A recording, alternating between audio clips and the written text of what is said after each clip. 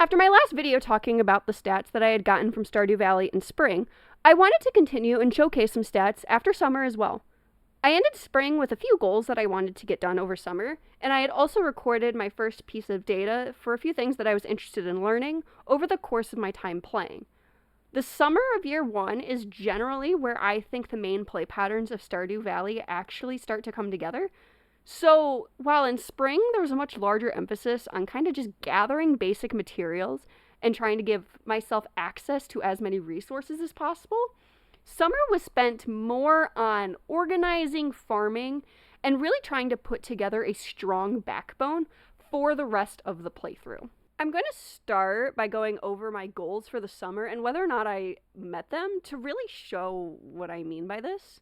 So to start, one of my goals was to earn 1 million gold, which I did not do. I did, however, end summer with a total earnings of just over 236,000, meaning that over the course of the summer, I had earned a total of 186,878 gold. This equates to a little more than a 300% increase in monthly earnings. What does that mean? In short, that means for every dollar that I earned in spring, I earned about $3 in summer. During the month of summer, I averaged a daily gold return, which I have called the DGR, of 6,674 gold per day. And this I will be tracking in future months as well. Another goal I had was to level up my coop, as well as build a barn and level up the barn. This was easy. I went to Robin's on day 1 to build a barn, and unfortunately due to timing, I was able to level the barn up, but it was scheduled to be finished on the 1st of fall, not during the summer. I still consider this a goal met, but I can see arguments for why someone wouldn't. I was also able to level up my pickaxe to gold. However, I was only able to get my axe to iron, and by the time I could have gotten it to gold, I was trying to make sure I had plenty of money for crops in the fall. One goal I want to talk about that I didn't achieve was my goal to get all skills to level 9. This one is important to me because I started playing Stardew Valley back in 2018. When I started playing this game, maxing out your skills was the end. There was really nothing else beyond that. So coming from a mentality where you don't really have to put emphasis on that, to suddenly needing to put a large emphasis on it, and not only it putting all the emphasis on that, but it being the start, is not something that I'm super well versed in. In my style of gameplay, I call casually optimal. It blends playstyles from people who speedrun games and from people who min-max games, which means it does both versions worse than if I just committed to one. But because of that, it leads me to stuff like this. I ended summer with 2 skills at level 9, farming and fishing, 2 skills at level 8, foraging and mining, and my combat skill got to level 7. And now it's time to get into some stats. I ended the month collecting 36 out of 53 minerals for a total completion of about 68%. I had also collected 14 out of 42 artifacts, making me a third of the way done with the artifacts. This means I ended summer with a total museum completion of 50 out of 95 total, or about 52%. That means this month I was able to donate a total of 10 more minerals and 6 new artifacts. These numbers don't generally surprise me. They might be ever so slightly higher than I would have thought, but they're in line with what I expected to be done by this time. I also completed a second community center room this month as well, making me a third of the way done with the community center bundles. But counting each individual donation, I'm much closer to about 40% of the way done with all the donations total. Alright, time for fishing, which is the part that I care the most about. Day 2, Day 3, Day 6, Day 8, Day 15, and Day 22 were all spent mostly fishing.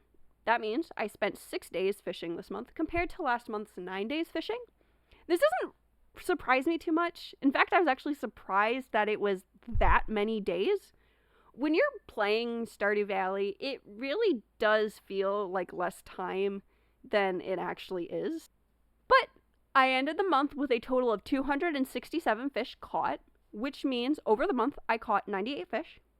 That means each day that I fished up an average of about 16 per day. I also caught 3 sea jellies, 4 river jellies, 11 seaweed, and 13 algae. And when I run the averages, about 5% of the time I caught a jelly, about 76% of the time I caught a fish, and about 19% of the time I caught a seaweed or algae. This caught me by surprise when I ran the numbers When you're playing the game, it really does not feel like these are the frequencies of fishing for each item. I was also pleasantly surprised with how little variation there was from spring. I don't know what I expected the numbers to look like, but I can tell you it wasn't this. And that's okay. I like being surprised by something like this. And finally, just a few miscellaneous stats. I now have 4 buildings on my farm, a coop, a barn, a well, and a silo. I also have 6 farm animals, 4 chickens, 2 ducks, and 2 cows. I got the level 100 star drop, so now I have one of the star drops as well. I also managed to make it to Skull Cavern level 21, but I didn't put too much of an emphasis on Skull Cavern this season. And finally, I lucked out because it rained 7 days out of the month, which is wild to me, by the way. I know in the past, rain was determined for the future based on how many steps you took the day of. I don't know if that's still the case or if it was changed, but it was cool to see it rain that many times. It really helped me set up for in the future by allowing me to build such a large supply of battery packs. For fall, I think the 1 million gold is in reach. My emphasis for fall is building silos for winter and making as much money as possible. If I can, I would like to build a workshop building so that way I can start having an area for farm machines like kegs. I would also really like for fall to be able to start and put a focus on making the artisan crafting supplies as well. I have a few now that are making pale ale until I run out of hops, but giving them their own area as well as just making the farm look cleaner will be a goal for fall. In addition, I had a goal to get 3-star friendship with at least 5 villagers. I'm already almost there. So my goal is to get 5 stars with 3 villagers and 3 stars with at least 10 villagers. Beyond that, fall's main goal is to just get enough money so that way I can build all of the buildings that I want during winter. Stardew Valley is a fun game that I enjoy, and breaking down the months in this way is kind of changing my perspective a little bit in how I look at the game. If you enjoyed learning about the stats from this month, go check out my first video where I broke down Spring Year 1 and click the subscribe button to know when I post the next video. And if this video gets 100 likes, I will be adding trash into my tracking as well. Thank you so much for watching. Till next time, stay safe and have fun farming.